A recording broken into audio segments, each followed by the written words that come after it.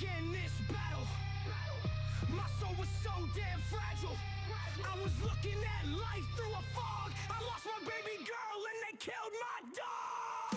I was laying on the bottom feeling sad, thinking about doing bad things, raging fucking mad. I couldn't understand why I was chosen. Then it led to my rage and explosion. I am the one who can make this better. It's my job to make things right. I need to pick myself up. It's time for my biggest fight. Wrap your kids in the Bible. Wrap your kids in the flag. CPS is from the devil. Y'all know that it's a fact. I'm a father that went to jail. I cherish my daughter. It was nothing when they come for her and me. There should have been a slaughter. Stand with us. Make parenting great again. Abolish CPS. Ambush with the black SUVs. They come armed. They came for me and they came for her. Stand with us. Make parenting great again. Abolish CPS. They took her from me. She's across the state. Gone for a year now. Taken away. All these people who have written me off. I'm here to show my face and tell you you're wrong. I never was as good as you. And for the record, we know that's not true. I'm not trying for a comparison. How dare you, you're embarrassing. I don't wanna be as good as anyone else. I fight this battle, I fight for myself. I am the one who can make this better. It's my job to make things right. I need to pick myself up. It's time for my biggest fight. I don't care about your judgment, I'm glad you gave us this test. But when your life is over, will your heart sleep quietly in your chest? I've got more life to live. As a matter of fact, it's just beginning. I've been given a challenge and my daughter is waiting. It's a fight I can't walk away from, a new life we are creating. So why you sit there mouth full of hating? Be sure my mind is planning on invading. I've got a war to fight and I'm on. I won't give up, I need to win, this is bigger than you. I don't expect you to understand. I am the one who can start over. It's my job to make things right. I need to pick myself up. It's time for the biggest fight. I won't be left behind. This is the time, I call it mine. Step out of the way unless you wanna play Trump. Stand with us. Make parenting great again. Abolish CPS. There is no time for bickering. The clocks are flickering. Pick up your weapon and join me. If not, go back to ignoring me. I will be on top. Pistol going pop, pop. Money falling from my pockets. You'll still be lying on dockets. So fuck you.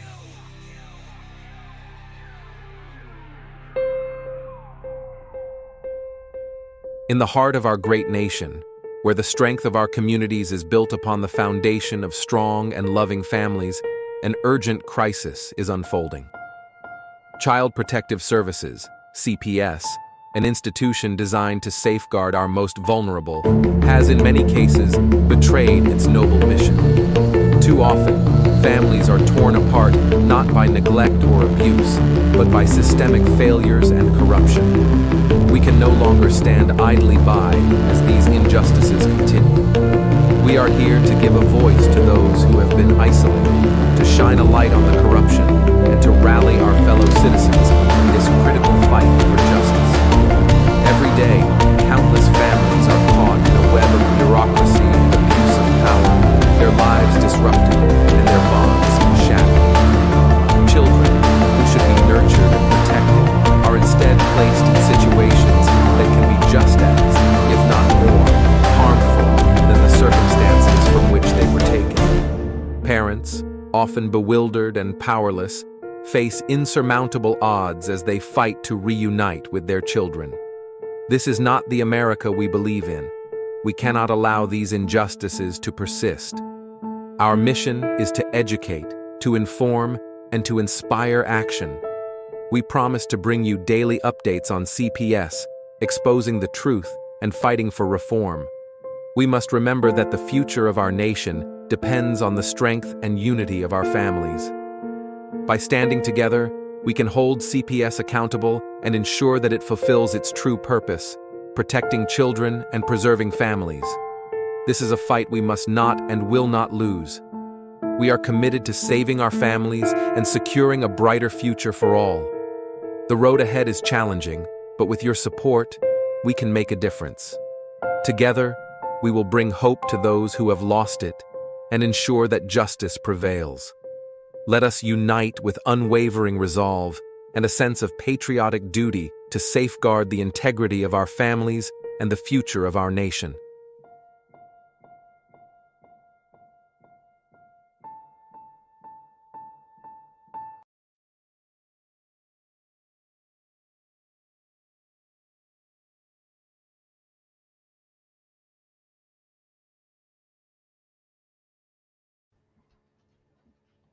Hello? Hello? Is anybody listening? Anybody? Is anybody out there? I got him. I did get him. Well, hello. Good evening. Welcome to Late Show. I'm Gunner. Hopefully this evening the CPS Punisher will be with us this evening. Welcome to the late edition show. We're bringing slowly back a lot of our older shows as well as some new shows that are happening. Just to give you the lowdown, the new show for mental health is going to be kicking off this Monday. Beauty in Ashes with Sharon Evers, the better half of things. And that's going to be airing first time this. Oh,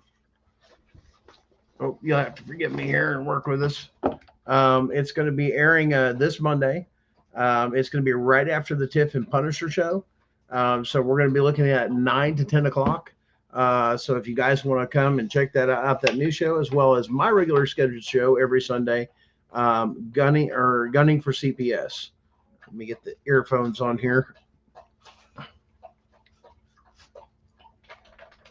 I don't know if it, there we go. So, what we have going on here is a couple of new shows kicking off, some of our older shows coming back. Tiff and the Punisher every night about 7:30 p.m. through there. Bring Back Brenda is Wednesday through Friday. A lot of new exciting things. A lot of things are going on, guys. I know Darren and I have just been slammed busy with research and everything else, where a lot of people are asking about the letters and everything that are going out. Guys, we're working on it. We're making it bulletproof. This letter is just going to really blow your damn mind. And then Chris is, Chris, I believe yours is coming up. We've got a couple of those going on. Chris has got her new show. What was the name of the show again? And I don't know if, Chris, have you got your show scheduled for a certain night during the week? And I know there's a delay, guys, so it comes through there. I didn't forget. I didn't know there was a scheduled time. And yeah, it's been 1,000 things. Matter of fact, just this evening, I was speaking to actually a potential witness that was actually part of a huge trafficking case that actually is going to, we're looking at getting a district attorney and a lead investigator to actually testify and give some evidence, as well as some of those things to there. Chris, I didn't forget. I didn't know that you were on that had been scheduled yet. So that's why I was announcing what was scheduled from there. I believe Chris is working on hers. We're ironing out some of the few pieces. Once it gets in, no one contacted me. Well, hopefully Darren's going to be in here, popping in here sometime tonight, to do the late show here. And then he's going to reach out to you. Please understand, he's been catching up, but I will remind him as well. First off, let's get into a couple things here. There was a lot of things that's happened this past week. We're going to get into a couple things in a couple videos. Let's start off with, let's see. Is that this one here? This is RFK. Showing what was going on with the immunization, COVID-19, and everything else. I don't know if you guys have seen this. This is where, RFK is used a lot of not mainstream media, but a lot of podcasts, and a lot of other news sources actually that is getting the news out there that is a whole lot more unusual when it comes to news. But a lot of the stuff that he says, major media is actually taking and blocking a lot of that. So they're finding out using podcasts and other groups and this that is actually getting the word out and getting more information and such out there. But here, let's take a look at this. Made sure that none of those kids had guardians, which is illegal. And then he hid what he was doing from the boards. He took foster homes in 6 states and he turned them over to the pharmaceutical industry. He made sure that the people who were running those foster homes did not even have medical training. Most of them were immigrants who came from the Dominican Republic. They knew nothing about medicine or responsibilities, and they were sickened when they realized slowly what they were involved in doing to these children, that they were torturing these children. And there's videos of these children, an old BBC documentary that will make you cry. I promise you cannot look at these without weeping. One of these kids, a 12-year-old who's trying to protect the 8-year-old, and he has a tube in his stomach. And he's telling them, I tried to fight them, and this is what they do. If you fight them, you can't fight them. You need to just take the drugs. And the kids didn't want to take them because the drugs were making them horribly sick. And Celia Farber, who's this amazing researcher who worked on this chapter for me and did a lot of the original research on it, she actually went up to Hawthorne, New York, to the Gates of Heaven cemetery. She found the cemetery where Fauci was disposing of the corpses of these children who died in his illegal experiments. She found an open pit. It was actually covered by an astroturf carpet. She opened the astroturf carpet and she saw hundreds and hundreds of tiny little coffins stacked haphazardly upon each other, because these are children who have no parents and nobody was there to protect them. And Tony Fauci treated them as collateral damage, and his objective was to enlarge the markets for these pharmaceutical companies who he had partnered with by allowing HIV, these toxic chemotherapy drugs, to be given to children. And then the next experiments, which are in the next chapter, which are equally horrendous, is his experiments on Africa. Tony Fauci made sure that none of those kids had guardians, which is illegal. And then he hid what he was doing from the boards. He took foster homes in 6 states and he turned them over to the pharmaceutical industry. He made sure that the people who were running those foster homes did not even have medical training. Most of them were immigrants who came from the Dominican Republic. They knew nothing about medicine or responsibilities, and they were sickened when they realized slowly what they were involved in doing to these children, that they were torturing these children. And there's videos of these children, an old BBC documentary that will make you cry. I promise you cannot look at these without weeping. One of these kids, a 12-year-old who's trying to protect the 8-year-old, and he has a tube in his stomach. And he's telling them, I tried to fight them, and this is what they do. If you fight them, you can't fight them. You need to just take the drugs. And the kids didn't want to take them because the drugs were making them horribly sick. And Celia Farber, who's this amazing researcher who worked on this chapter for me and did a lot of the original research on it, she actually went up to Hawthorne, New York, to the Gates of Heaven cemetery. She found the cemetery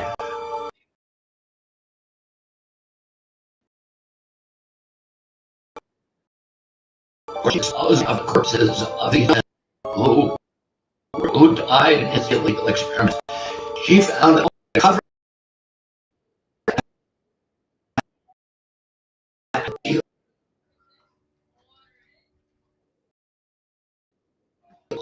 that she's hundreds and hundreds because these are there to protect them.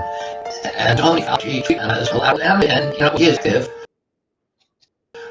was to enlarge the markets for these pharmaceutical companies who he had partnered with by allowing HIV, these toxic chemotherapy drugs, to be given to children. And then the next experiments, which are in the next chapter, which are equally horrendous, is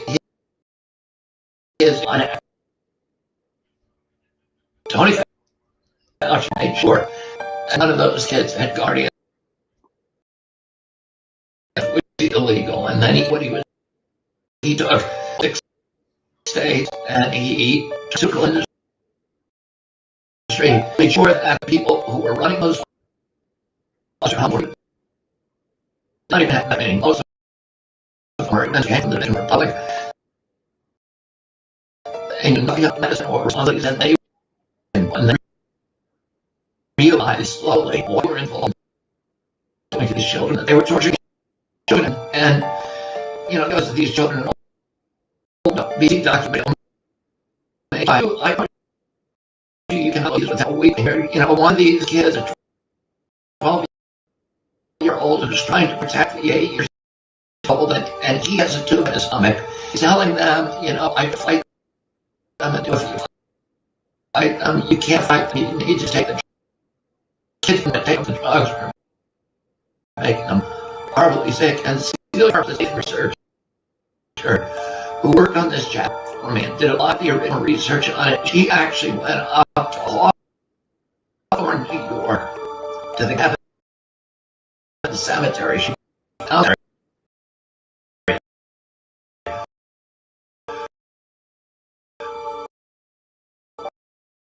where Fauci was disposing of the corpses of an aster carpet. She opened the aster carpet and she saw hundreds and hundreds of tiny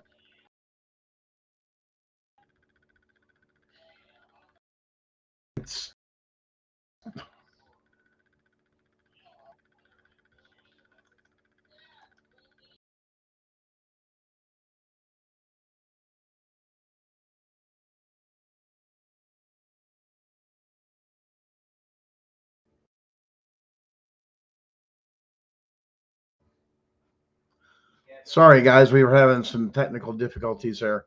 It's been popping in and out. But I want to talk about what he's talking about with Anthony Fauci and using select foster homes to do drug experiments on children.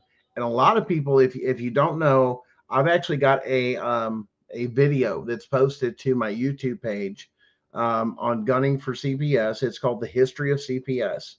This is the same thing that they were doing in the sanitariums that Ronald Reagan shut down for the same exact reasons. And when they shut those down, those people never went away. They just rolled over into CPS. So Ronald Reagan shut those down, defunded them, started closing them and reintegrating those individuals that were there in our society and saying, listen, they really need to take and live in our society, and we need to learn how to live in homes, live in society, and actually be a productive member of society where they can. Where that's not happening, and it's the same thing that that the same organization, the Department of Health and Human Services for each state, ran a sanitarium, and when they busted down the walls, Chris, good night. I hope you get to feel better. I'll give you a call tomorrow.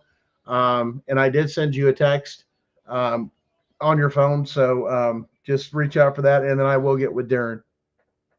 A lot of this too goes back to the sanitariums, and nothing ever changed. The same evil substance that they were talking about in that video that's on my webpage or on the YouTube news channel page was the fact that this organization never died. It just transformed. And if you look what was going on there in the sanitariums, they were doing the same contracts they had with doing experiments on kids and adults and everything else with human drug trials. They were also going in there, and a lot of the pedophiles and everything else were going in there for these kids that were Down syndrome, autism, this and that. They were raping these kids over and over again. Sometimes when they just died, they just disposed of the body and wrote up the paperwork as though it was nothing. If they ended up getting somebody pregnant, some of the females, and yeah, they were doing both males and females, during that particular time. And it's really disgusting when you get down into that rabbit hole. But the children that were took and produced, they would cover it up. They would deliver the babies in the sanitariums, and then they would literally ship them with no social security number, no identification, no nothing. And these children would go on the black market, and they would be sold and transferred over to places like California. And literally there's a whole international report, and it's in that video, of what they were doing. So this is just the repetition of history. That's why this whole organization needs to be completely abolished, 100%. So that's a huge thing, is just total abolishment. Because we see that, when they tried to shut it down under the sanitariums, all it did was transform or mutate over into CPS. And then under the Family Adoption and Cares Act, under President Clinton, it weaponized it. Here, let's get some money in there. And I know it's not one side of the aisle or the other, but mostly one side of the aisle instigated a lot of this stuff. And they were making tons of money off this. And they're getting into, and DOGE and some of the others are getting into, and a lot of other things of even going through a lot of sitting politicians in senators and representatives in the House of Representatives, of the mass corruption and kickbacks and money and all the other stuff they were getting. And even to find out, like the state of California recently, it was revealed that they had too many representatives in the House of Representatives for California. Why? Because they were counting illegal votes. So they're stacking the deck against the people. And this is that deep state, that corporation, that dark government that's out there, that's never went away, and their ideals never went away. They just found a way to relabel it.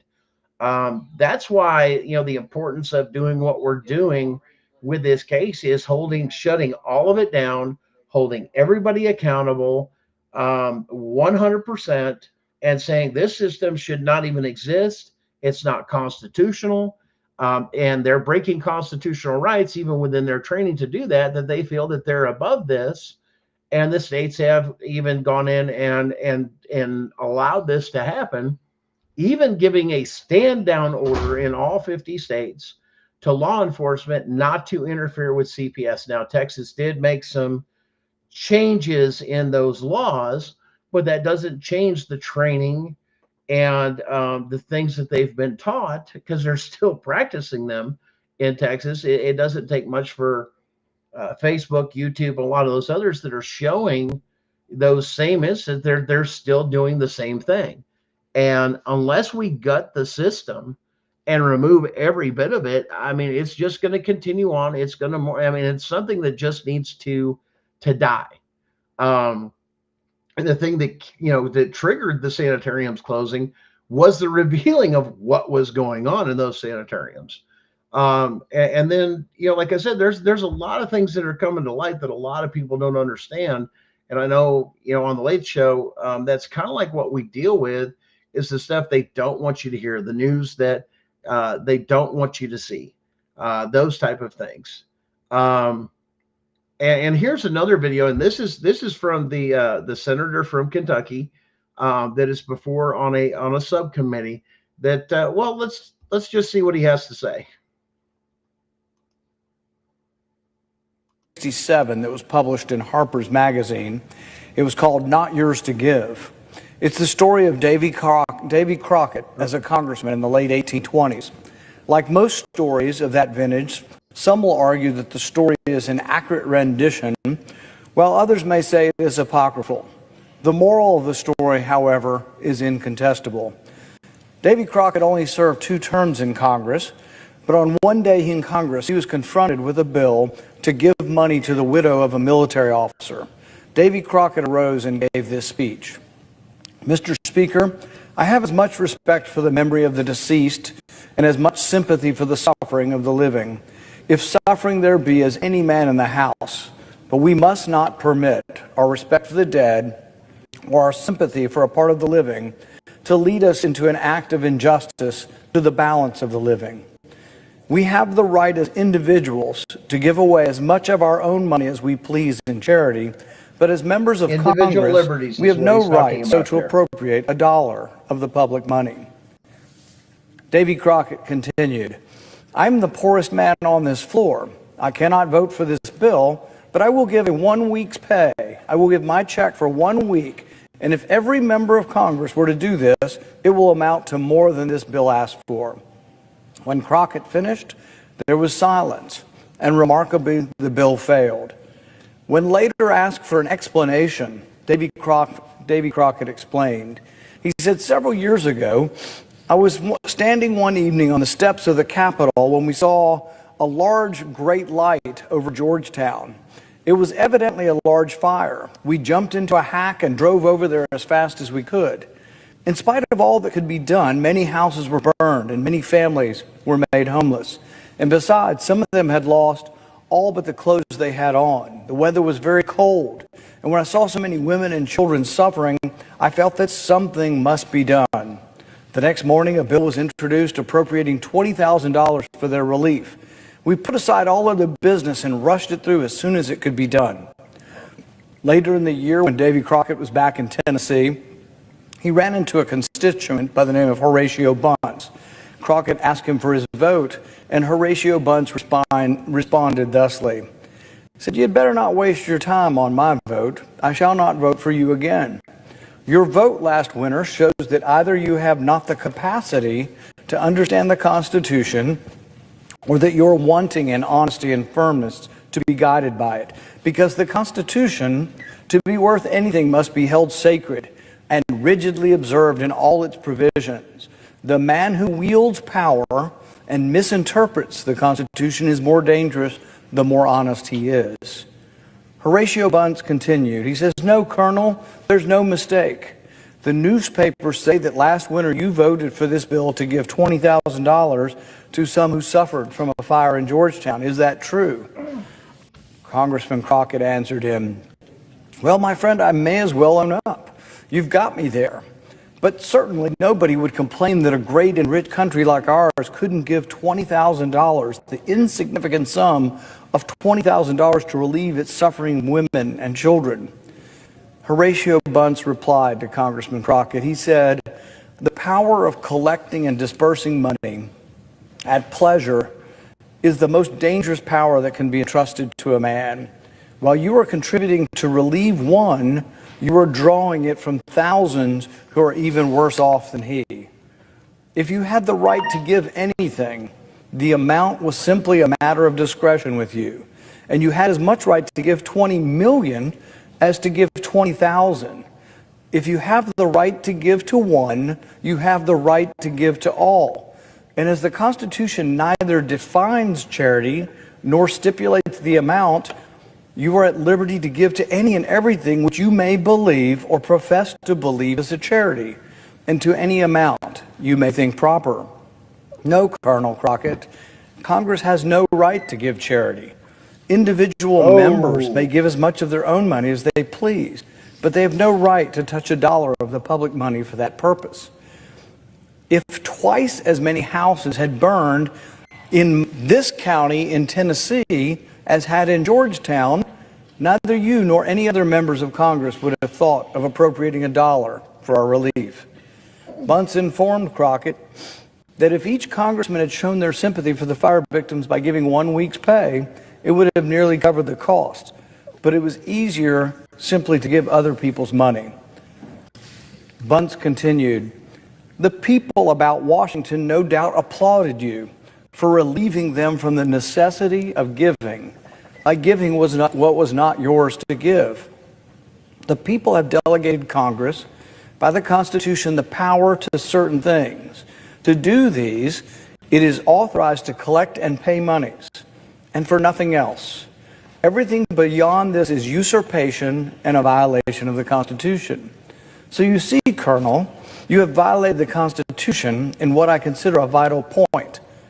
It is a precedent fraught with danger to the country, For when Congress begins to stretch its power beyond the limits of the Constitution, there is no limit to it and no security for the people. Today, we are faced with a vastly greater sum of money than $20,000. We are faced with $40 billion to be gifted to Ukraine. A noble cause, no doubt, a cause for which I have great sympathy and support, but a cause for which the Constitution does not sanction or approve of. Now, we could ask, as Davy Crockett did, if each member of the Senate would like to contribute individually to Ukraine. But of course, that would simply serve to demonstrate the enormity of the gift. To come up with $40 billion, each senator would need to give $400 million. Not a likely scenario. It's much easier to spend such exorbitant amounts if you're spending someone else's money. But even if the senators won't agree to contribute their own money, surely we're a rich country and can afford it. Well, not exactly. The U.S. debt now approaches $30 trillion. In the past 2 years alone, we have added nearly $6 trillion in new debt. Inflation roars throughout the land, grocery bills are punishing the working class and poor, and gas prices exceed $5.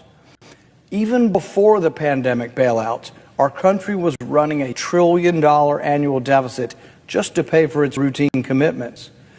Putting aside the constitutionality of the $40 billion to Ukraine, isn't there a more fiscally responsible way this could be done? What about taking the $40 billion from elsewhere in the budget? The U.S. spends more on our military than the next 8 countries combined. Couldn't Congress simply shift over the $40 billion and not add to the debt? In the defense of Ukraine, if the defense of Ukraine is really in our national security interest, shouldn't the gift come from our military budget? What about cutting wasteful spending?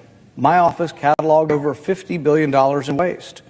I don't know about you, but couldn't we cut programs like the $1 million study to see if taking selfies of yourself while smiling and then looking at these selfies later on, if that makes you feel good? Or couldn't we cut the budget of the National Science Foundation that spends billions of dollars studying such burning questions as, do Panamanian city frogs have a different mating call than the country frogs?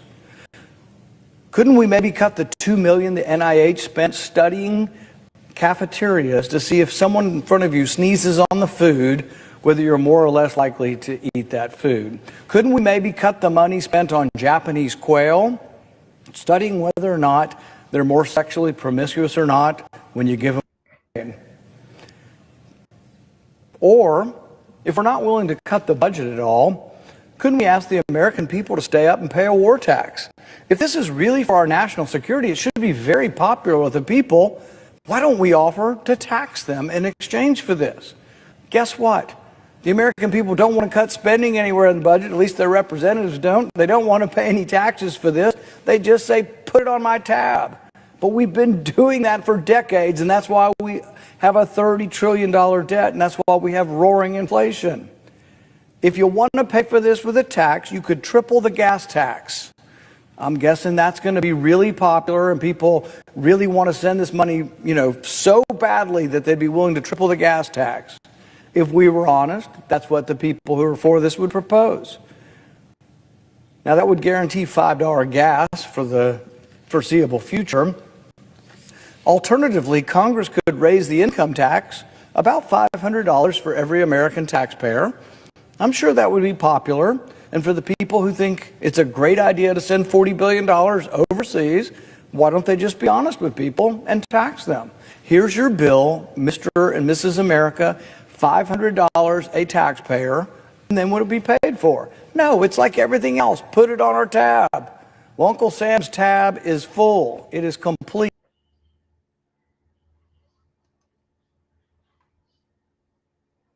Wow. A little history, but a whole lot of insight. The irresponsibility of our elected and appointed officials of giving away your money and then padding, as the DOGE has turned around and exposed, padding their pockets to do so. Well, let me sneak some in from my buddy here, and this and this and that. But nobody's willing to come off of their own paycheck. But yet, and a lot of people don't realize that, our president donates his salary to different causes and so on and so forth every month. That shouldn't come out of our pockets. And our representatives taking and doing things for the best interests of corporations and or other businesses is actually preposterous, let alone the misinformation and the things that the Department of Education has done. For example, that there you go. Got a new thing there. Make that a backdrop and we'll be good. That's actually a layover there. We're working on some new stuff and pretty cool. Looking forward to quite a few other things. But here's another truth. Oil does not come from dead dinosaurs. And oil is the second most abundant liquid on this planet other than water. Why are we paying so much when we keep saying it's going to run out, it's going to do this, it's going to do that? It's not. We have the largest oil reserve in the entire world that sits under the Rocky Mountains. That's proven. And yet we have passed bill after bill after bill after bill not to benefit the American people to go in there and get that to where we're back at under $1 a gallon. There's no reason not. Matter of fact, we've got so much it would wipe out every other market if we actually tap that.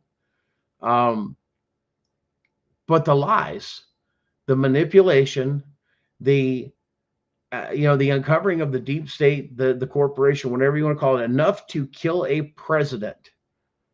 Actually, two. Abraham Lincoln, same thing, same institution, same thing. They wanted slavery. They wanted to enslave people, to control them, and only a certain select group to control. And it wasn't, such as a monarchy or a religion institution such as, the Church of England that had done that in England several times with our founding fathers. It actually took, and it was a group of individuals that had a financial vested interest to become extremely wealthy, secure their families. Even with coming over here, the Rockefellers and several of those other organizations, and a lot of them have come together to create an institution called BlackRock. And if you haven't done your research on BlackRock, they have got their hands in everything from food to farming to this to that, and everything that we have today that is poisoning us, killing us, big pharma, everything else, that all stems from that. That is why we are to the point of we the people have had enough, that even to the point of trafficking your children, experimenting on your children, doing what they want to do. They've got some very some of these groups even connected to a religion, an organized religion, whatever different one, you can do that research on your own, to go through and then to find out with some connections saying, hey, we're seeing what you're doing. And they wanted to do it as far as a new world order. Those types of things of one world religion, one world, everything. Well, there were certain groups such as and we may get shut down for saying this, but it's the absolute truth, is a lot of the invasion when we were bringing in the immigrants and the refugees and this and that, over 80% of them were of Muslim descent. Either they were not extremists, as we say, but they did practice, and they practiced peacefully, some of them, but then you get others that come in that are extreme, that are actually practicing what's called Sharia law. And their version of everything is that anybody that doesn't convert, and you have to go back into their religion. Now, I'm going to say something that'll bother a lot of people, but yes, this is a certain sect of Muslims. Now, understand this too, if you go back in history, the Jewish culture has similar sex.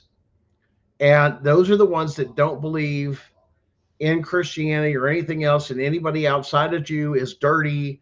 It's very they just mirror each other so much, but they've got different methodologies when you go into their history of how they do things.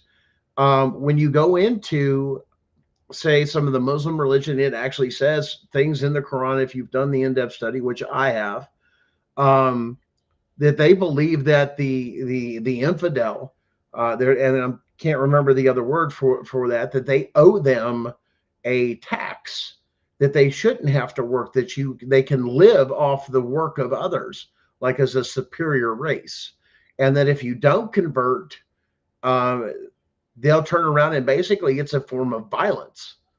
And there's sex within, like I said, different things, and we've got a lot of those sects in a couple of those other religions here. But the point I'm trying to make with this is anything that wants to take and overtake the Constitution is an act of war against the Constitution and the people. They should not be here, because your goal is to overthrow our country and overthrow our Constitution and replace it. Well, with the Muslims, it's Sharia law. For the Jewish ones, it's the Torah, which is the law, which is what they call. But there's a lot of mimic between there. So we're getting a lot of history right here on our soil that really has nothing to do with our country. Our country was set apart to get away from all of that, practice as you believe, but practice constitutionally. In other words, I can't force my religion on you or my beliefs on you. Now, that word has come out a lot with separation of church and state and so on and so forth. That's not actually in the Constitution, the Declaration, or the Bill of Rights. That doesn't exist. That was a topic under the Federalist Papers that said, we should take and have this. But then the conversation came down to, well, you can't separate a man from his religion because his religion goes with him if it is true and into the core.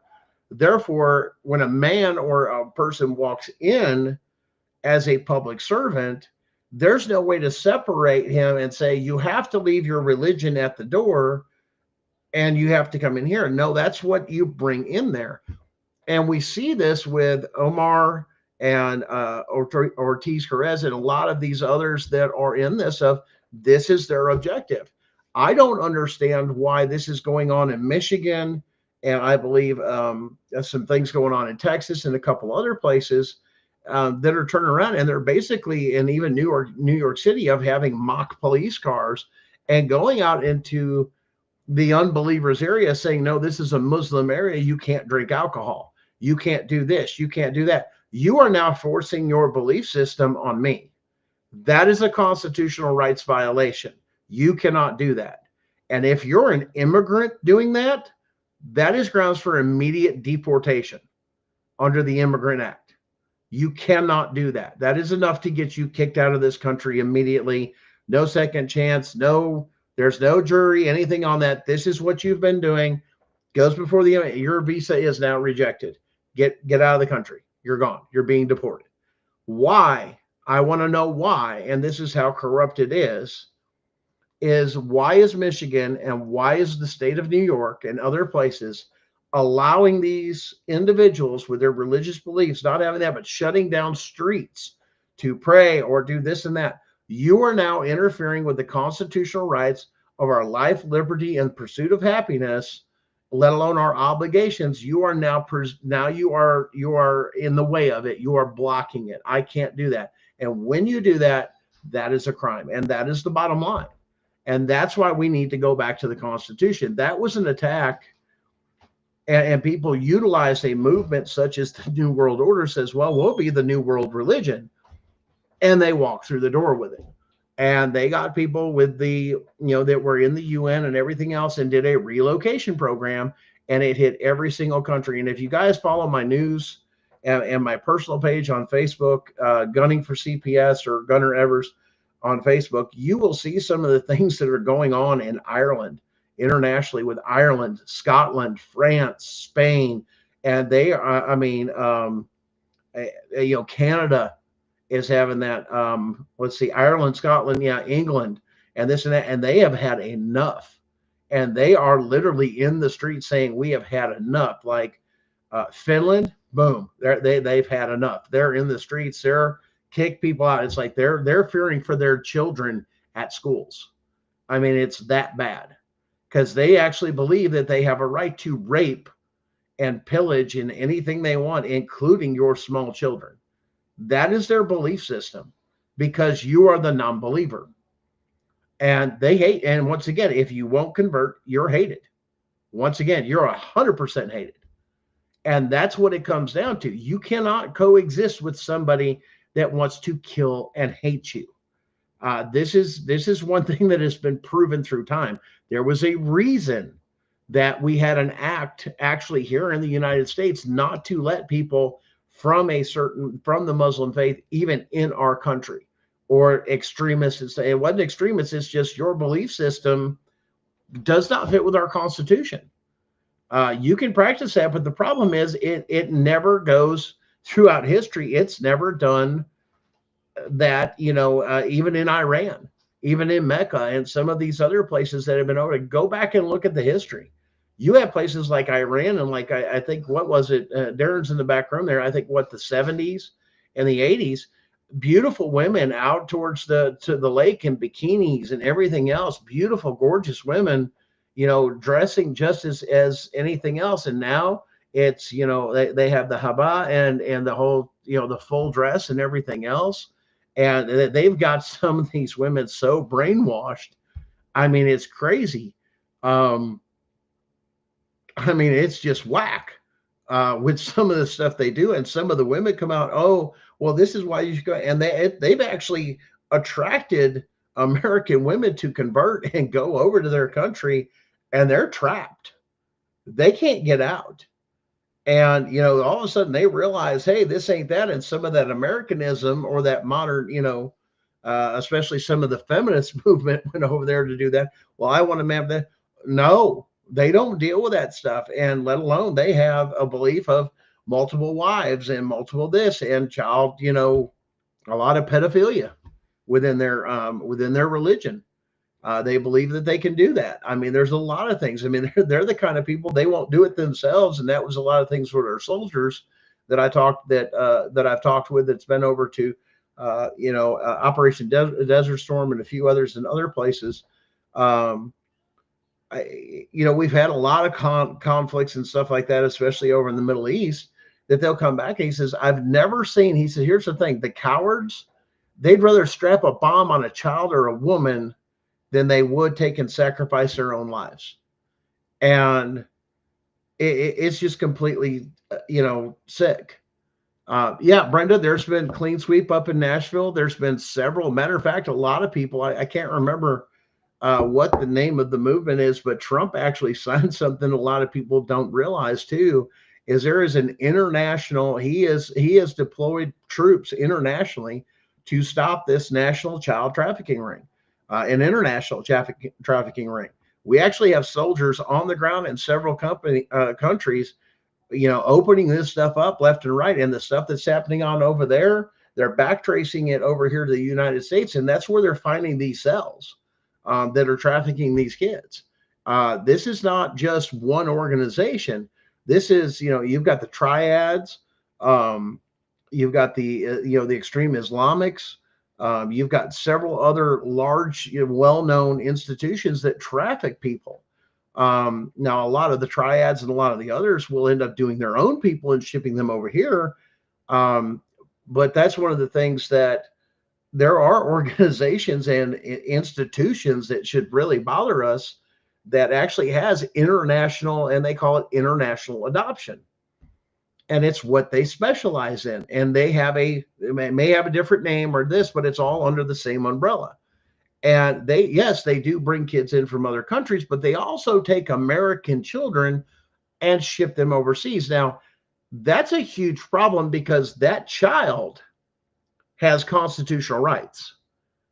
And even to be protected in this country, and for a company to sell an American to another country and give away their rights is just, it's an act of treason and sedition. I mean, it's absolutely disgusting for them to take and do this. And that's what really should bother us, is understanding there are legal institutions that have the paperwork and have the authority to take a child from America, an American, blonde hair, blue eyes, it doesn't matter anything, or how they get a hold of them, and send them overseas. And then what happens to them? They're gone. That's why that number went from 300,000 that RFK was talking about, that jumped another 200,000. Well, let's just say because we kind of told them about it, about these organizations that are doing this. So they're trying to catch the network, but they have to, how do we say this? You ever played the game? There was a game called Kerplunk when you were a kid. You put marbles in it and have the sticks and all this stuff. And you got to watch what stick you pull, not to drop too many of those things in. And that's what a lot of this has to do with, is this, they're slowly pulling out a stick and a stick here and a stick here, but it's got to be done strategically. They just can't come in and go, woof, it's not going to work. They need to make sure that if they want to properly gut this system, it has to be done a certain way. Otherwise, what will they do? Shut down, relabel, come under something else, and then start all over again. And then they have to search for them again. Now, Chris will tell you about several of the CPS organizations, because Illinois is one of those states that has subcontractors. So when they get in big trouble, one of the CPS subcontractors gets in huge trouble. Well, guess what they do? File bankruptcy, shut down, use the same people because it's the same stuff, ship them throughout the other parts of the state, bring other people that are part of the same organization in the state, and open a brand new business with a different EIN, FEIN number, this and that, and go through all the things. They have got them lined up a mile wide, and they have been doing this for a long time. That's why they're getting away with it. That's why they're so good at it, because they're not going after them and charging them with the criminal aspect of it and just letting them relabel stuff. And then they disappear. I mean, this is crazy, isn't it, Darren? I mean, it's just business. They've been doing this. They've been doing this for how long? For real? How long? 1600s. They know what they're doing, and they can't take it all down at once, because they'll collapse our entire damn our entire government, our entire economic system will collapse. I mean, if you're not going to notice that look at every state, look at what their deficiency is in their budget. I mean, when was the last time you heard of a state being under budget, or what the hell's don't mind me, the kick in the heads and everything is, it's fine. My wife is like, you're very, very not good right now. But when was the last time you saw a state in the red? They're not, because all they do is they adjust that level. They got $1 million a kid coming. So if you got a kid, you got $7 million in the hole in Michigan or wherever, all they got to do is adopt 7 kids. And they got plenty of money to make up that balance right there. That's why they're having such an issue with this stuff. And this stuff goes way deeper than just, face value, and it's the foster money, and it's the $5. It's not the $5,000. It's the millions and millions and millions and millions of dollars. Just like you said, the kids that are trafficked. 87, UN put out a report saying that 87% of the kids that they rescue overseas comes through CPS. 87%. That tells you a lot right there. We're hearing the same thing from other countries. And what are they worth? I mean, those are millions as it is to the federal dollars. Have these kids. Listen, here's the deal. How do you know if your kid's okay, or if they're missing, or if they're not, if you've been TPR'd? You don't, right? So who the hell's going to look for your kid? Nobody. You're one family away from no one giving a shit about your kid. That's really it. Like once that kid leaves you and you're TPR'd and you lose contact with them, that's it. Nobody gets it. It's a number. They're just a number. Yeah. Like, how are you even going to know that they're missing? You don't. No. So they got their own they got their own little perfect bubble that they live in. They've made dollars and cents out of our kids. They've created their own little sexual fantasy islands with this stuff. It's absolutely disgusting, and I can't even believe that they do it. But Trump, you know, they're gonna have to answer, man, because the Bible says don't fuck with the kids. Period, point blank. That's the one thing God says. It's coming. He's mad about that stuff, man. The reckoning is here, and this is the time. It's all going to come down. It doesn't matter why. We're moving away from the Fed. We're abolishing the IRS is coming. All this stuff is coming down, and they're going to find out all these states that they'll take, and they'll lie to you. And this is the funniest one I love, Darren, is when a state says, well, you know, you've broken state law or you've for this. No laws in states. Make a law. States can't make laws. Right. That's unconstitutional. Did you just admit to a felony crime and an act of treason and sedition? You sure did. Because you have codes and statutes. They're not laws. Those aren't even for me either. Those are for you to keep in line with your government acts and what you're doing. Imagine a day. Listen, all I'm supposed to be concerned with is don't hurt anybody and don't fuck with their shit. That's all you got to worry about, man. Other than that, on your way, man. Have a good life. Whether I drive, I don't drive, this and that. It's just like Autobahn, and they're already experimenting with a lot of that stuff in Texas. We're going to have an American Autobahn in Texas. No speed limit. Why, hey, if you do it and you take your life into your own hands, well, you could hurt somebody and this and that. Welcome to freedom. Yeah. I'll take freedom over safety every time. And so did our founding fathers. Leave us alone. Let us live our lives. Founding fathers were felons. Yeah. Treasonous bastards. And why did they come over here? So people wouldn't fuck with their families anymore. That's why they came here. And we're allowing the same thing. It's only taken 275 years to break the system that they fought so hard and went through so much bullshit to get to and create for us. And it only took us 270 something years to ruin it. I mean, isn't it funny that the whole rest of the world is surrounded by thousands of years of history, and we're the United States of America is 300. We're not even 300 years strong yet. Yeah, we're a very, very young country, and actually, we're very overdue for a civil war compared to history. I mean, I don't think we're going to do a civil war. I don't think this is a civil war. This is going to be a revolutionary war. This is time to take back what's ours. You know, civil war is the polite war. We're fighting our brother, and you know, like we have difference in ideas. We don't have difference in ideas. This government has just turned its back this on is us unconstitutional. Slapped us in the ass and stolen our kids, man. That's exactly what's happened. Dumbed us down, took away, and it made us ignorant of our rights. So you didn't know how to fight and what you want. There's no wonder states and everybody else went after your Second Amendment, because let me tell you something, and this is going to be brought up, especially during the trial and everything else. And it's going to be asked right of Pam Bondi. If I'm showing you this evidence of treason and sedition for doing this stuff in all 50 states, what does the Constitution say we the people are obligated and have a duty to do? And Pam Bondi's going to have to answer. Well, it says this. Yeah. Now you know why these people don't want you to have guns. It's not for safety. It's for their safety. It's so they can control you, get on you. Because here's the thing. Back in the day when that stuff happened, you know what they did? They went and grabbed their musket or whatever was modern for the time, and they went and dragged the politician out and bam, or hung them from a damn tree or tarred and feathered them. Hell no. This ain't going to happen. The people said no. But the problem is we come up with, hey, look at all this cool stuff we can do and this and that. And here's the other thing. Capitalism doesn't work. It's evil. You realize capitalism was designed to tax our tariffs, our goods, and our products to where that paid for our government to run, to pay the politicians and everything. It wasn't supposed to come out of our pocket at all. We're not even supposed to be taxed. Correct. We're supposed to be able to Civil War. Yeah. That happened in the Civil War. Monetary system. Everybody turns around and they says the monetary system, well, if I want that, I have to go buy it or I have to do this and that. Why? Trade.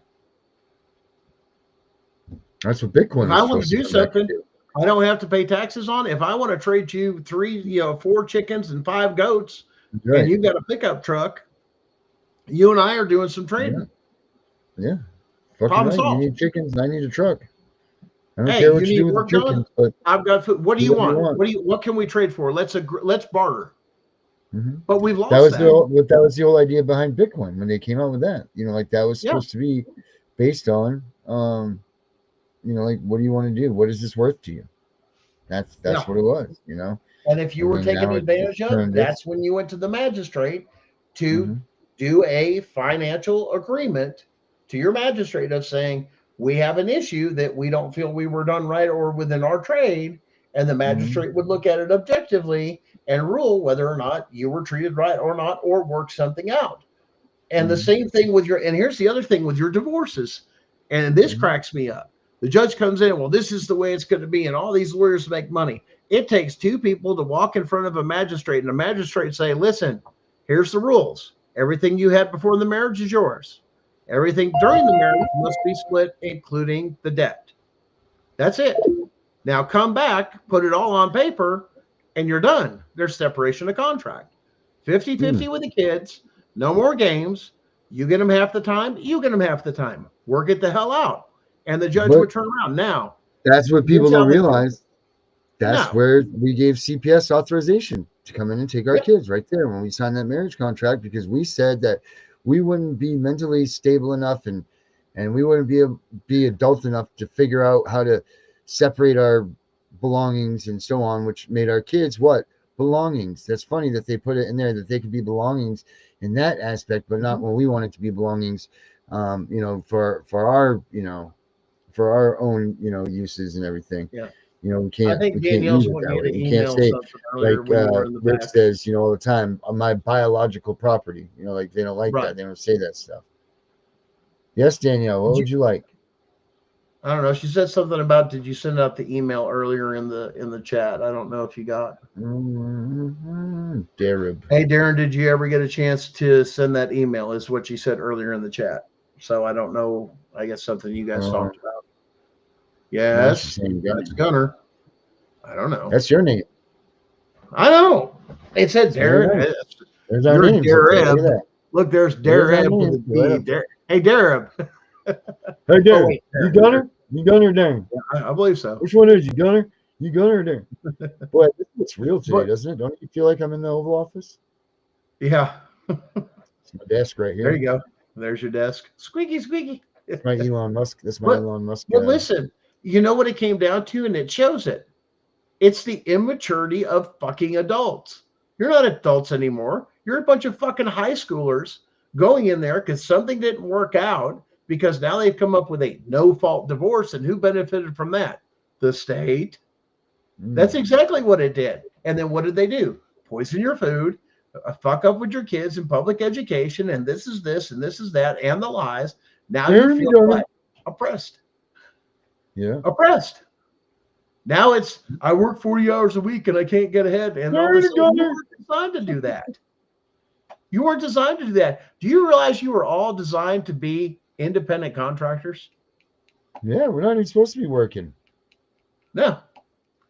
You're supposed to be exchanging your skill set and your everything else with other people that have that. I am a king is what you're supposed to be. Yep. When you were the doctors in the early parts, when you had early medicine and some of the other things that would go out there, the doctors would trade off, especially for, hey, I'm sick and I don't have a lot of money. Well, that's okay. Bring me some pies, bring me some chickens, bring me some of this. And usually they were a plentiful. Look at your tang, give me some pie. Yeah. $20. It's $20. I mean, but here's the thing. Here's the thing.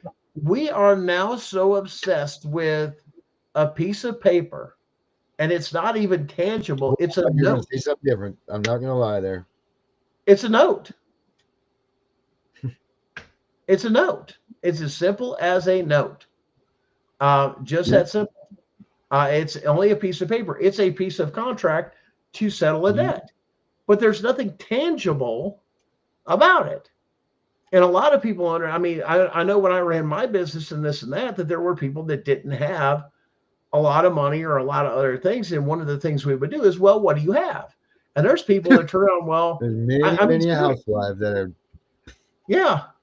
I mean, you know how many cars I got for like my kids growing up and this and that? Hey man, I got this car. Man, I'll take that as part of the payment, man. Don't even worry about it. and that would benefit you. And I'd put a little money in the car, and that'd be the kid's first car. And then they putz around till they blew the damn thing up. Hey, great first car, but hey, it did what it needed to do. You know, it had other things. Hey, I need this done, but you need this done. Hey, let's do a little trading. Okay, well, what's yours valued at of here and there? We would negotiate a deal, and then we'd write up the contract for this or this or that. Yeah, she wants the leaky sink fixed. She wanted the leaking sink fixed. You know, that's it. Plummet. I mean, and that was one of the things of how you took and bartered the debt. Yeah, a lot of debt. But sure does leak, don't she? Yeah. Stays one all the time, doesn't it? I never understood why the TV repairman, you know, ended up top on the list. I don't know. Everybody loved that entertainment, wasn't it? Or the one entertainment or the other. Or it was the mailman or the milkman, and that was the one that was left at home, and that was the biggest fear because most women stayed at home. Who was the man that came around the most when he wasn't there? It was the mailman. Like, it was the thing. Cheer festival. Oh my gosh, your husband's a TV guy? Yeah, he's big pimping around town. He ain't married. He ain't got no reason to be married. Why? Yeah. He's servicing the whole neighborhood, and it would happen. Everybody got free cable back then. Yeah, and you got hey, the cable man, you slap, hey, can you unlock all the channels, all the HBOs, and all that? And he's like, hey, your wife already got that for you. Don't worry about it. Yeah. I mean, I can't tell you how many times I get called out. I had to be a midnight caller, this or that, and I'm not kidding. And this is messed up. I don't know if this happened to you, but in the electrical field, it was always funny because you would get some lonely women. That's what I'm saying. And get a service call, and it would be like, "Oh, my fan's out, or my light bulb. Can you come over and do? I think I've got an electrical thing." And you come on at night. Broken. Yeah, and it would be like, okay, well, I'm going to go ahead and take and fix this. And it's going to be so much for the service call, so much for this and so much. Well, that's fine. I'll pay that. But if you'd like a little extra in this, then next thing you know, they'd come out and teddy bears and take off this big old fuzzy rope. Or I mean, they wanted some attention of like, I think you got the wrong. This ain't, what do they call that? Gigolos are us type shit. No, I'm here to fix your shit, and I'm getting the hell out. But I got a buddy that's single if you want to talk to him. But and let me tell you something. We did one in downtown. I kid you not. It made me laugh. I was there with one of the older gentlemen. We were in a place downtown Knoxville, and it was on one of the high, like off the main downtown Knoxville in one of the loft places. So it was a very expensive place to stay. And one of the girls that was there, she was a high-end everything, spent all her time in school and all this other stuff. We come out to work on, I was doing electrical, but because it was there, it had to have everything has to be in conduit and everything else per the NEC code for downtown and everything else. So I had to go in there and do this. And the low voltage guy that was doing alarms and fires and everything else I'd put in that, well, we're doing, oh, hey, you guys want to do the game? And running around in some damn boy shorts and like a skimpy cut up t-shirt that there was nothing left to the imagination. And just all this, and my old buddy's like this. He's like, I got an old lady. He says, you're kind of, whatever. He says, but, damn. He says, she's just cruising. Hey, guys, you want me to order pizza? You guys want a beer? You want this? And it's just all this. I can call a couple of girlfriends over, and I'm just over here. I'm like, man, let's get the hell out of here before either one of us gets in some kind of weird-ass trouble. I mean, and that's just part of what you do, but you see it all the time. And it's not just that in the high rise and the expensive, it's in the trailers. My fart thing went out in my bathroom and this and this and that. Hey, baby, and you come out and like all your shit's missing. And it's like, damn, that's messed up. Trust me. So does younger brother, sister. My cousin, sister, brother, or something. Hey, listen, and it happens. And when I had employees, I literally had to tell them, guys, be on your guard for this stuff. And this is why, because this does happen. If it does, be professional, do the job, collect the money, and get the hell out. Do what you do. I says, and they're like, oh, well, I go, listen, man, here's the other thing. You never know what that girl, you got to understand, you're a stranger. Maybe somebody that knows her she got more VD than what you need to know, and Yeah, there ain't you don't enough know, man. protection you can have, and you're going to get something Right. That you rubber can't is get rid of melting that a in there. shot can get rid of. And they're like, "Are you kidding?" I go, "Dude, you just don't know. It's a what they call an STD." I says, and some of that shit you can't get rid of. You gotta be careful out there, man. And Say that. you know, but it's real, and that's what a lot would do.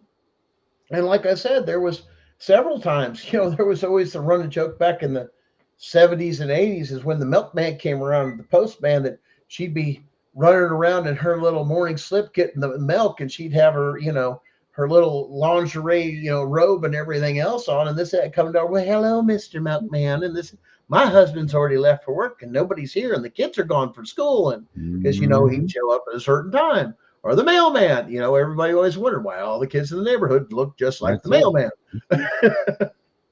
But that goes to, like I said, the core of our culture, that a lot of that stuff out there is a lot of people don't understand that there are people out there like that. There are people that are broken. There are people that are out there. They're just looking to be loved on.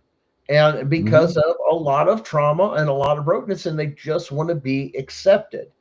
And instead of, but at the same time too, man, we started getting away from boundaries and circles and everything else that we used to have growing up. That, hey, there were certain boundaries, especially with coming out of World War II, there were certain things you just did not do. It was considered just a no-go situation. And that was taught. But now when you got CPS involved and they're taking away your culture and your family's history and all those teachings, now the state is raising the child, and they're looking at it as they're going to teach them a whole set of different values and what's acceptable and what's not. Do you think they're going to teach them about boundaries and circles and all that other stuff to say no and all this other stuff? No, they're going to say you're property of the state. And if you don't like it, you're going to go back to you're going to go back to the foster home where they're going to beat on you, pick on you, and everything else. Oh, here, stay here and stay safe. Well, if you just do this, you're going to be safe. And I mean, it's some sick bastards. And listen, there's some fucked up families out there, and I'm not going to deny it. There's some broken, torn up families out there that, those kids probably shouldn't be with that. But that's where your family's supposed to step in and go, hey, knock this shit off. But now they pussified everything, because if you go and somebody's beating on their old lady or really abusing their kids, and say the grandfather or the father of the daughters or whatever goes in there and goes, now I'm whooping your ass. I'm going to take you out in the yard and I'm going to beat the hell out of you. See how you like it. You touch him again. This is the first and last conversation we're having. You can't do that, because the pussy's going to pick up the phone. He assaulted me. He took and did this and this and that. And that's back when the cops were halfway decent and they'd look the other way. Guess you shouldn't have done that. We ain't doing nothing. Now, the first time you touch, fart on somebody or anything else, you're catching charges. You're catching charges. And it's a sense of power for law enforcement. Well, you shouldn't this and that. I'm trying to prevent something here, and you need to mind your own business. Here's the other part. This is a family issue. Fuck off. That's where law enforcement needs to back off with some of that stuff and go, hey, what were you do? If anything, take this motherfucker out and beat the shit out of him. There were several law enforcement that used to, well, we're going to take him to the jail, but we may stop by a few places in the middle of the dark and out in the back roads and tune him up a little bit. And he fell, and they didn't give a shit. But at least some of those people learned a lesson not to do it again, because they had the fear of God put in them. Now there's no accountability. I mean, none. Nope, sure not. I mean, and I think that's the thing. I think law enforcement should piss off and let us, we the people, govern our fucking selves. Just that fucking simple. If we got to go out and throttle somebody, well, we ain't going to kill him, but we got to beat the hell out and make sure he doesn't do it again. But at the same time, those people would come in and check on them, make sure that they had enough, make sure that they had food, make sure their kids were looked after, all these different things. I mean, and it's even well known within certain, we'll say families, that if somebody had to, up and take a long permanent vacation somewhere, that they still looked after the family and the kids and all those other things, that there was an amount of respect. Hey, you did, hey, that so-and-so's gone. Maybe they got remarried, maybe to somebody different, but there was still a code. You didn't mess with that family, or you didn't step into that role of, with Jody, in a way of a Jody, in a sense. Even when guys would go off to be locked up, one of the rules was you don't mess with somebody's old lady if they're locked up, no matter what it is. There was just a sense of a rule. Gunner, I got a thing. I got to bounce here real quick. If you're on when I get back, I will be right back. But I got to go. I got to go do something real quick. Okay. So, well, we're going to probably wrap up, but I'll be here. Or I won't. Well, if not, just holler at me afterwards. All right. Will do, my friend. Call me on the phone. Everybody, y'all have a good night. Punisher, go get him. But guys, that's where we failed a lot as a country, and our Constitution has done this. This is not the way we're supposed to be living. And that's what this is about. We've had enough. We've had enough interference in our lives. This country is not about the vast majority. It's about individual liberty. Leave my individual liberty alone. And with the way that we structured and everything else, well, you must go to school. You must register for this. If you don't register for school, and even if you think about homeschooling or something like that, what happens? CPS is on your door. You didn't register your school, or you're truant. Now they're in some states, they're actually doing and pressing charges against parents for not doing and complying. And once again, that's unconstitutional, because now you're forcing your belief system on, well, every kid has to go to school. Great, but I choose to do this. Did you give me an alternative? No, that's called coercion to contract. Because when you put them in state institution, there's a contract. It's even so bad with public schools that they actually have you sign that little form, parents, at the beginning. Do not sign that. Don't. Because when you do, you're signing over the rights to your child while they're in the custody of the state or the county. And a lot of people don't know that. And I said the same thing to the county school with my kids. I ain't signing shit. And then when they would bring certain things up, as they would come up through the school year, they'd turn around and say, hey, well, you signed that paperwork, so you have to agree. No. I didn't sign jack shit, and nobody did. You never got that, because I'm not contracting with you. That's just as simple. You're to do this, and that's it. Their rights are still their rights. Brendan, which link are you talking about? The one I'm supposed to give you? Because I can send that through the back room if that's the case. Something about you got the link. I'll have to send it to you. But yeah, there's a lot of this out here. Brenda, just send me a text or something, and I can get you what you need. But guys, that's what's going on. And that's how far we are away from the Constitution. That's why we're trying to take and explain to you guys freedom. And that's going to be a lot psychologically you're going to have to deal with. What's it like to live, to actually live and be free? What's that look like? Oh, our money systems are going to do this and that. What about the Social Security? What if you knew that you had so much money that you couldn't have access to, that they lied about, that you could buy a house, that you could buy a vehicle, you could have all these things, and you didn't have to pay a damn thing for it? I mean, there's a lot of truth to those trusts. Go down the rabbit hole. They exist, and they will admit it. They've even had judges admit it in court.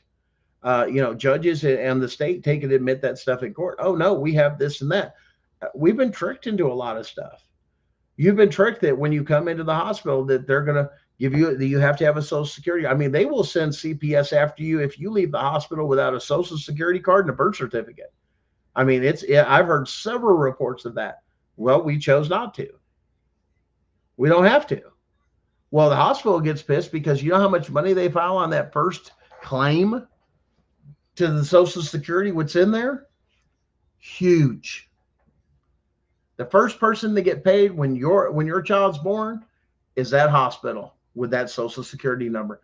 they get a bonus, a huge amount of money for every single one that's in there.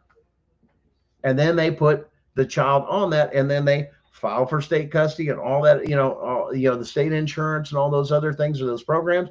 That's where they trick you. And they've created the environment for you to be poor. That's the sad part. I mean, they have, and then you're punished for it.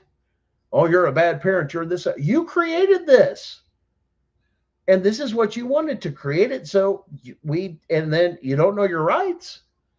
And then you got judges and magistrates and all these corrupt attorneys and bar associations and all these, bastards that, well, you have to conform. You have to, fuck you. I want my individual fucking liberties.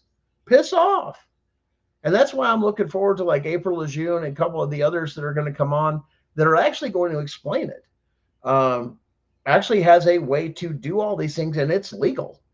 Now, a lot of people say, oh, you're talking about sovereign city. No, it's not what we're talking about. We're talking about being free, but being federal, which is the way you're supposed to be. The states are only supposed to manage the businesses, the corporations, and all that other stuff on a state level. That's all they're supposed to do, not us as free private citizens.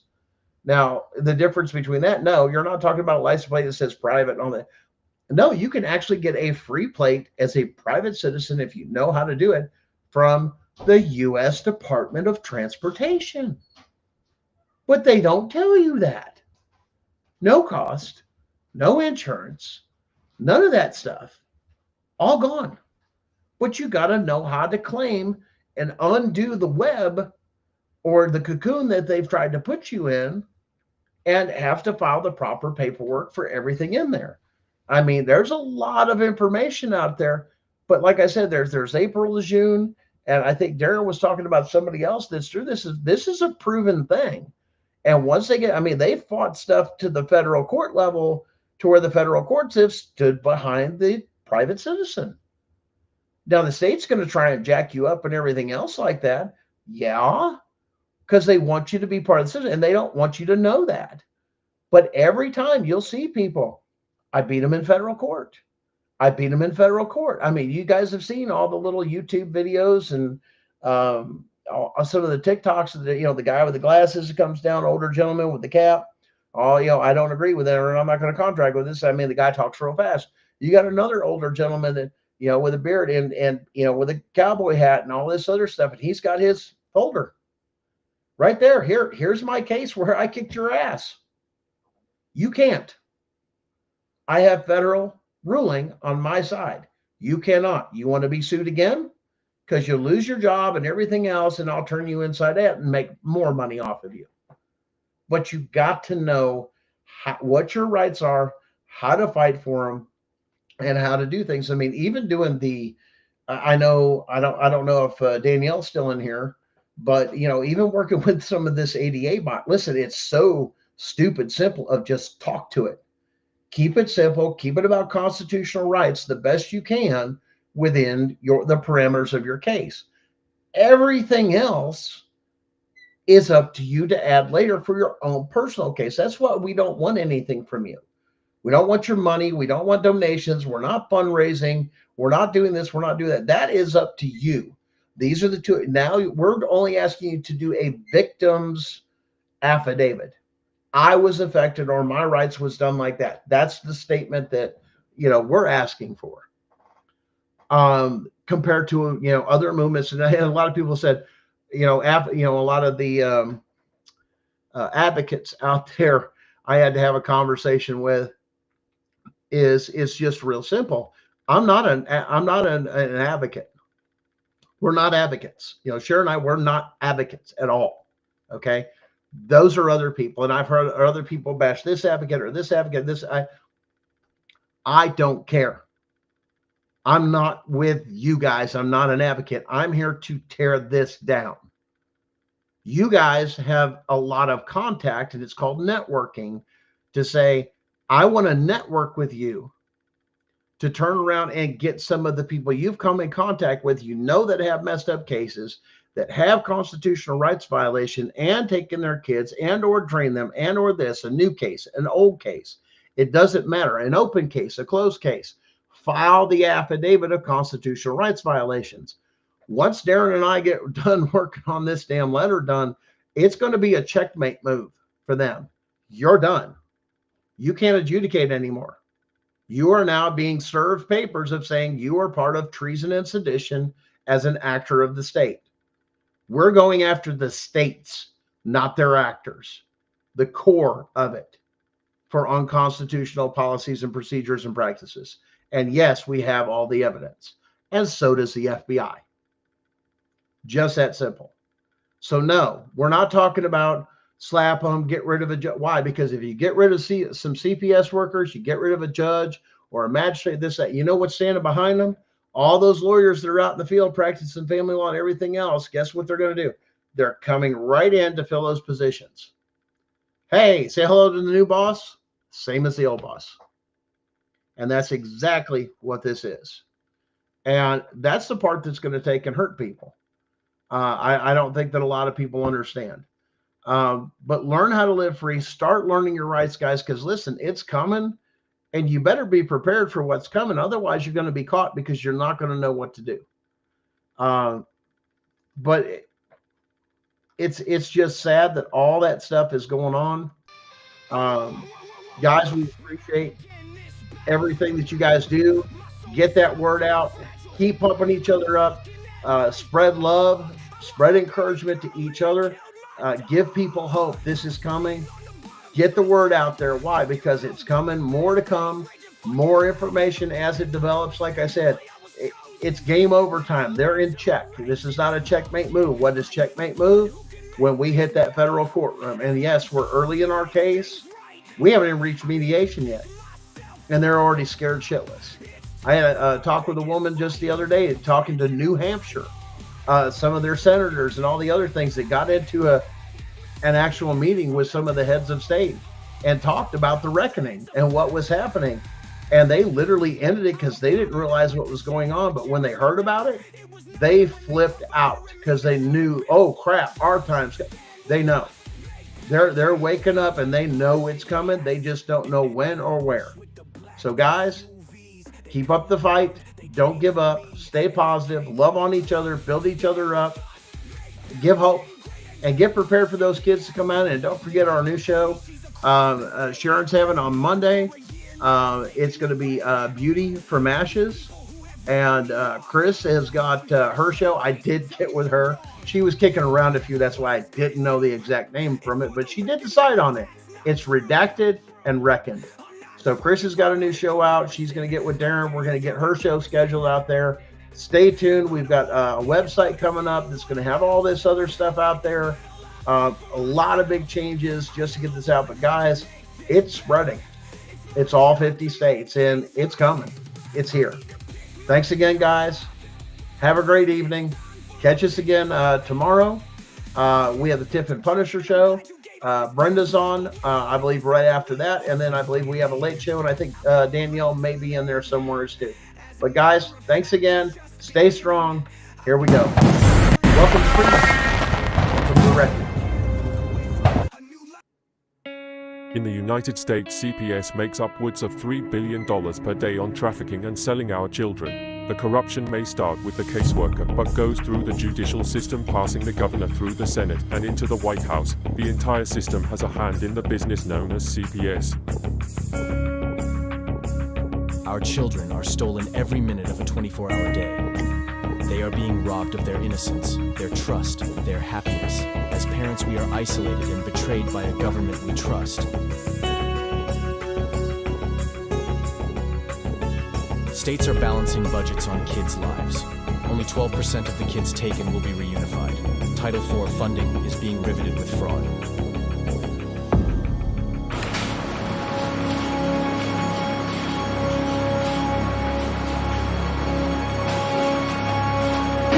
We need to stop CPS and abolish CPUFist.com is leading the way. Join us.